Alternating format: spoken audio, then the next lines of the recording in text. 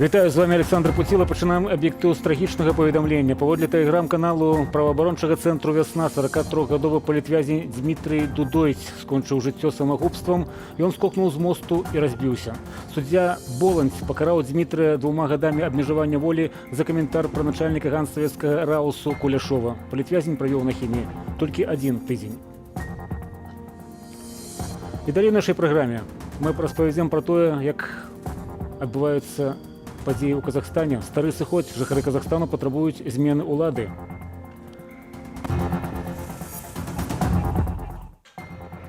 Казахскія падзеі у нашым... Народ хочет перемен. Устали от нищеты, от воровства. Казахстан, Беларусь. У чым розніца і што агульнага? У такім тэхнічным, у тактычным плане вось гэтыя сілавікі выкарыстоўваюць досвед беларускі. Нават я паглядзеў там кадры, там нешта падобнае на гэтую сістэму шчыт, як было перад палацам незалежнасці ў Мінску. Адбор на працу паводле палітыкі. Есть статья 14 Трудового кодекса, которая предусматривает недопустимость дискриминации человека. Адразу ў некалькіх казахстанскіх гарадах атакавалі будынкі органаў выканаўчай улады. У Алматы пажар ахапіў мясцовую адміністрацыю, пракуратуру, разгромлены офіс кіроўнай партыі Нур-Атан. Прыпынілася трансляцыя некаторых тэлеканалаў, закрыты доступ да сайтаў медыяў, адсутнічае тэлефонная сувязь ды інтэрнэт-злучэнне. Больш падрабязна ў Марылі Дакуцкі. Кровь идет у него.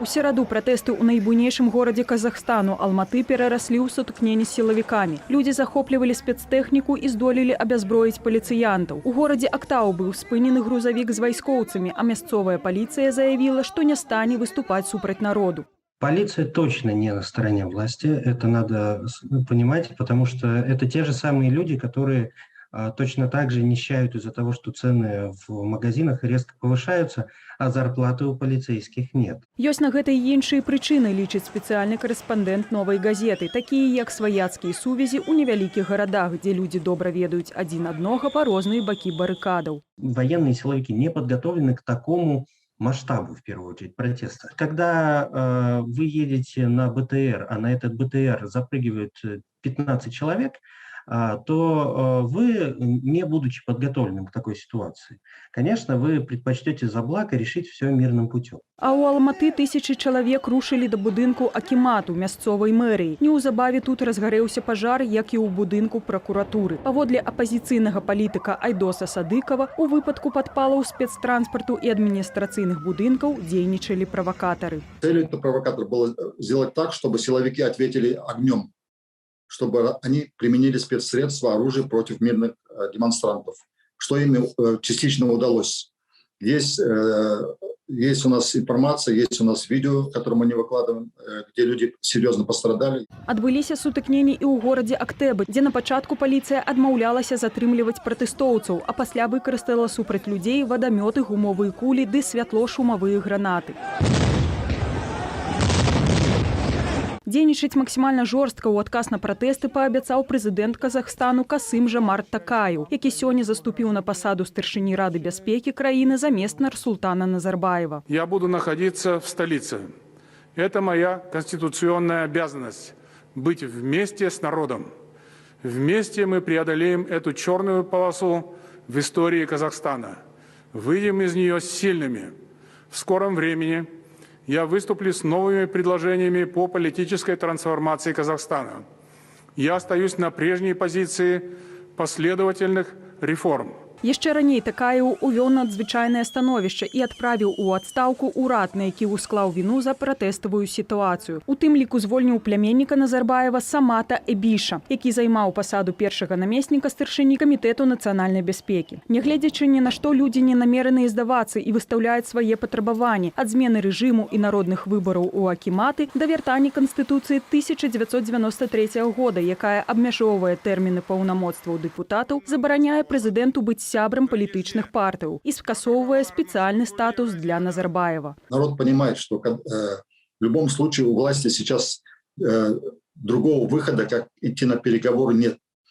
Если сейчас применят жесткое оружие, если будут серьезные жертвы, власть на этот раз окончательно даст людям знать, что единственным способом улучшить свое положение, сменить режим, создать демократические условия для жизни, чтобы демократическая власть в Казахстане была, это остается только вооруженный бунт. Увечары стала вядома пра захоп аэрапорту Алматы. Адмененыя ўсе авіярэйсы. Марыля Дакуцька, Белсат.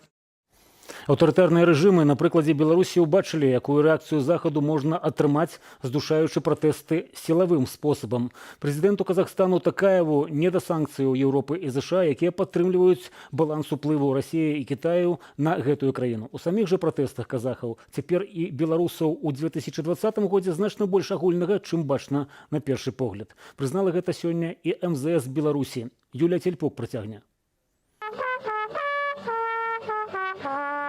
Любы аўтарытарны рэжым зло, лічаць беларусы, якія з адпаведнымі лозунгамі выйшлі падтрымаць казахскіх пратэстоўцаў. Я лічу, что ў 21 стагоддзі диктатур не повинно быть нигде на планете Земля. Надеюсь, что когда-нибудь Россия и Беларусь последуют их примеру, и очень надеюсь, что у них все получится. Отставка правительства, скажем, свободу политзаключенным. И вот эти все перечни мы выложили в бумаге и сказали, что мы также поддерживаем казахский народ.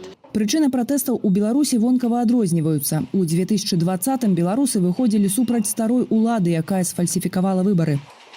Трыгерам у пратэстах, якія распаліліся на захадзе Казахстану і знайшлі падтрыманне ў іншых частках краіны, сталі павышаныя ўдвая кошты на звадкаваны газ. Як магніт, гэтая праблема прыцягнула да сябе іншыя, не толькі эканамічныя. Дырэктар даследчага цэнтру «Палітычная сфера» напружанасць у Казахстане звязвае. Из пандемии, из экономичной ситуации, и с тем, что есть, в принципе, стомленность значной частки громадства от політичної системи, яка є в Казахстані, неглядячи на те, що там все-таки відбувся певний транзит, але все одно фактично один чоловік уже 3 десятигоддзі визначає політику. Жорсткія дзеянні сілавікоў, асабліва ў першыя дні пратэстаў у Беларусі, спрычыніліся да замацавання ў свядомасці лозунгу «Не забудзем, не прабачым». Людзей, якія выйшлі з кветкамі, збівалі, затрымлівалі ды катавалі. Тады і надалей. Сілавікі ў Казахстане гэтымі днямі дзеюць больш мякка, хоць затрыманні з дручкамі ёсць і там. На відэа бачым і агрэсію пратэстоўцаў. У такім тэхнічным, у тактычным плане вось гэтыя сілавікі выкарыстоўваюць досвед беларускі. Нават я паглядзеў там кадры, там нешта падобнае на гэту сістэму шчыт, як было перад палацам незалежнасці ў Мінску. Аўтарытарныя рэжымы не раз пераймалі адзін у аднога досвед супрацьстаяння з народам. МЗС Беларусі дало каментар аб сітуацыі ў Казахстане. И по змесці, и по форме падзеі нам знаёмыя. Механізмы і інструменты бачныя няўзброеным вокам. У сувязі з гэтым на дадзеным этапе лічым важным стабілізаваць сітуацыю і спыніць беспарадкі. Спадзяемся, што казахстанскае кіраўніцтва з гэтым справіцца. Афіцыйны Нур-Султан спрабаваў спыніць пратэсты са ступкамі. Цану на газ адкруцілі назад, абвесцілі адстаўку ўраду, заклікалі людзей да дыялогу. Пакуль што гэтага недастаткова. У Беларусі ж патрабавалі перагледзець вынікі выбараў. І я думаю, што цэны на газ перагледзець прасцей, чым вынікі выбараў. Хто яго ведае? Калі б цяпер была электаральная кампанія ў Казахстане, магчыма, б мясілі болей жорстка гэтых пратэстоўцаў і на пералік галасоў не пайшлі б. Як будуць развівацца падзеі, аналітыкі прагназаваць не бяруцца, але сэрцы беларусаў заміраюць на пэўных словах прэзідэнта Такаева. Намерен действовать максимально жестко.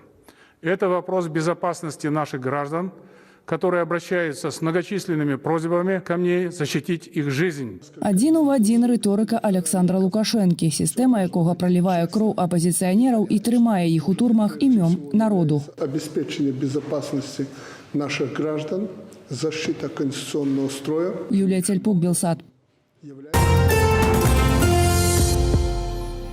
Пакуль у Казахстане змяняюць уладу, Беларусь развіталася са знанаю асобаю. Тытан беларускай навукі і культуры, даследнік біяграфіі Караткевіча і ратавальнік архіву Ларысы Геніюш, шукальнік крыжа, ефрасійні дэпапулярызатар Францішка Скарыны, стваральнік і кіраўнік шэрагу міжнародных арганізацыяў. Усё гэта пра аднаго чалавека. Адама Мальдзіса пахавалі сёння на Астравеччыне.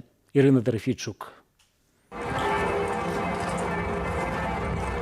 У мінскім касцёле Сымона і Алены развіталіся з Адамам Мальдзісам. Гэта чалавек, які ўсё жыццё займаўся вяртаннем культуры, беларускай каштоўнасцю у нашу свядомасць, у краіну. Адам Мальдзіс, доктар філалагічных навук, гісторык беларускай літаратуры, пісьменнік, публіцыст, аўтар унікальных даследаванняў старабеларускай літаратуры. Амаль 10 гадоў таму падчас святкавання свайго 80-годдзя Адам Мальдзіс сказаў так. Я лічу самым важным вынікам жыцця шасцітомнік, бібліяграфічны энцыклапедычны слоўнік беларускай пісьменнікі, таму што гэта каля 20 гадоў жыцця, і гэта вельмі важна для сённяшняго пакалення даведачны матэрыял. Але ягоныя інтарэсы не абмяжоўваліся літаратурай. Адам Мальдзіс зрабіў велізарную працу для пошуку страчаных матэрыяльных каштоўнасцяў Беларусі, між іншага, слыннага крыжа Еўфрасіні Полацкай. Ён багата знайшоў і музычных твораў, і каб не яго праца, так хто ж яго ведае, як бы мы адносіліся, якія бы нашы веды былі пра музычнае барокка беларускае. Адам Мальдзіс быў здольным арганізатарам і ўмеў натхняць калегаў. Яшчэ адна ягоная такая вялікая заслуга, я лічу, гэта стварэнне цэнтра Скарыны. Гэта быў дзяржаўны цэнтр, ён быў створаны ў 91 годзе, і Адам Осіпавіч стаў ягоным кіраўніком доўгія гады. І менавіта пад ягоным кіраўніцтвам там збіралася і бібліятэка выданняў беларускага замежжа. Апроч скарынаўскага цэнтру, закрытага рэжымам у 2004-м, Адам Мальдзіс стаяў ля вытокаў стварэння міжнароднай асацыяцыі беларусістаў. Даследнік выступаў за дыялог культураў і сам падтрымліваў стасункі з навукоўцамі з усяго свету. Меня очень приятно всегда удивляла полнота его личности. Он же был полулитовец, с пограничья. Он мне рассказывал, что его бабушка и дедушка со стороны отца между собой говорили по-литовски. И вот эти два разных начала, разных национальных начала его не разрывали, а наоборот обогащали. Надзвычай шляхетны чалавек з тонкім пачуццём гумару, фенаменальнай памяццю і ўменнем распавядаць. Адам Мальдзіс ахвотна дзяліўся сваімі ведамі. Ён быў апантаны нашай гісторыяй, нашай культурай. У яго былі энцыклапедычныя веды, а самае галоўнае, што ён быў сведкаем той эпохі і гадавання, развіцця і жыцця класікаў, якіх мы так любім. Глыба беларускай культуры і чалавек-энцыклапедыя. Мала каго ў Беларусі можна азначыць такімі словамі. Ірына Дарафейчук, Белсат. З адміністрацыйнага будынку штомесяца ў цэнтры Віцебску дэмантавалі герб Віцебскай вобласці з выявою пагоні. І хоць чыноўнікі запэўніваюць, што справа ў невялікім рамонце, які працягнецца каля тыдня, не выключана, што гэта чарговы віток ідэалагічнай зачысткі. Пагоня з'явілася на гербе Віцебскай вобласці ў 2009 годзе. Цяпер у Віцебску пагоню яшчэ можна знайсці на старым корпусе медычнай акадэміі, у працах віцебскіх майстроў, у фондах музею сучаснага мастацтва. Раней выява гістарычнага гербу была і на знаку заезду ў Віцебскую вобласць па Полацкай шашы. Аднак з самых прыгожых выяваў пагоні выкарыстоўвалася ў вітражным афармленні віцебскага чыгуначнага вакзалу. Аднак больш за 10 гадоў таму яе знішчылі падчас рамонту будынку. Палітычна матываваныя звальненні пачаліся пасля выбараў 2020 года. У 2021 яны набылі небывалыя маштабы. Сёння, нягледзячы на кадравы голад, чысткі працягваюцца. Акрамя таго, на многіх прадпрыемствах Беларусі не бяруць на працу непажаданых людзей. Тэму працягне Наста Печанькова. Удзел у маршах пратэсту, адміністратыўныя арышты і нават упадабайка ў садсетках можа стаць прычынаю звальнення з любой пасады ў Беларусі. А каб палудкавацца на працу, неабходна быць палітычна дабранадзейным. Так нашы чытачы даслалі аб'яву аб пошуку кіроўцаў, размешчаную ў адным з аўтобусаў Магілёва. Апроч пасведчання кіроўцы будучым работнікам аўтобуснага парку нумар 1 трэба мець чыстую гісторыю, то бок адсутнасць судзімасцяў і звальненняў з прычыны, цытата, дыскрэдытацыі обставинаў. Белсад датэлефанаваўся да адміністрацыі аўтопарку і падрабязней распытаў пра гэтыя самыя абставины. Сейчас есть такой критерий. Если вы работаете, мы обязаны сделать запрос на вашу организацию. И они должны дать по определенным критериям, которые выставлены, характеристику. Все организации знают определенную характеристику. Хорошо, если у меня, например, там было там 2 раза по 15 суток. Значит, все будет указано в вашей характеристике. И как это, ну, то есть могу ли я с этим устроиться к вам на работу? Это будет решать уже начальник. Праверку лаяльнасці не прайшоў і Мікалай. Яго звольнілі з Менскага трактарнага заводу за ўдзел у паслявыбарчых пратэстах. Цяпер ён у Вільні чакае, калі атрымае статус уцекача. 26-го забастовку я сделал октября, и меня уволили по статье незаконно. Вот. Что именно? Прогулы. Не более 3 часов. А если бы знали, что такое повторится, что у вас будет давление, вы вынуждены будете уехать из страны, вы бы выходили на эти протесты, акции? Конечно. Я никогда не боялся, я буду выходить. Дактары, выкладчыкі універсітэту, работнікі заводу. Нягледзячы на кадровый голод, улады не шкадуюць нават высокакваліфікаваных спецыялістаў. Палітычна матываваныя звальненні ідуць уразрэз з працоўным заканадаўствам, кажа наш эксперт. Есть статья 14 кодекса, которая предусматривает Трудового кодекса, которая предусматривает недопустимость дискриминации человека в зависимости от его, скажем так, принадлежности или непринадлежности к политическим партиям, общественным объединениям, профсоюзам. Назваць дакладную колькасць людзей, якія з'ехалі з краіны ў пошуках новай працы, немагчыма. Рэпрэсіі ж толькі павялічваюць адток кадраў з Беларусі. Наста Печанькова, Белсат. І ў працяг тэмы фонд медычнай салідарнасці пры падтрыманні офісу Святланы Ціханаўскай звярнуўся з адкрытым лістом да Сусветнай арганізацыі здароўя. Падставай стала тое, што ў Беларусі працягваюцца рэпрэсіі супраць медыкаў за найменшую праяву нелаяльнасці да ўладаў. Адмыслоўцаў жа самых розных кірункаў катастрафічна не стае. Фонд праінфармаваў, што медычная сітуацыя ў краіне драматычна пагаршаецца. Са жніўня 2020-го улады з палітычных прычынаў звольнілі больш за 200 медыкаў. Гэтыя людзі фактычна атрымалі забарону на прафесійную працу ў Беларусі. Таксама прадстаўнікі фонду звярнулі ўвагу САС, што сітуацыя з аховай здароўя ў Беларусі не адпавядае афіцыйным паведамленням. І напрыканцы вернемся да галоўнай тэмы дня пратэстаў у Казахстане. Зірнем на падзеі ў гэтай краіне без каментара.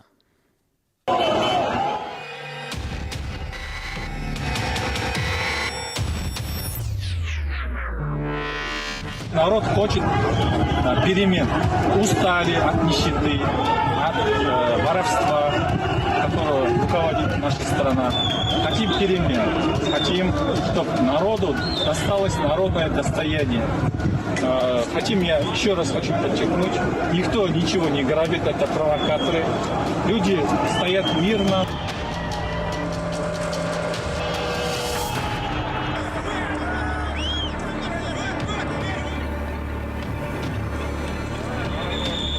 Местные жители, местные пацаны ахтовские против беспредела в городе.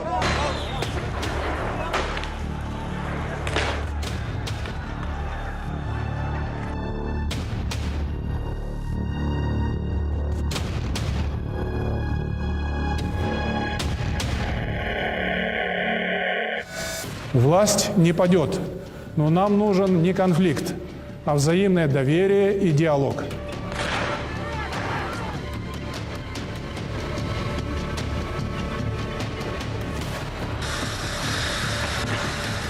Редакции телеканала «Мир» захватили, вот он мир. Он вообще не вещает.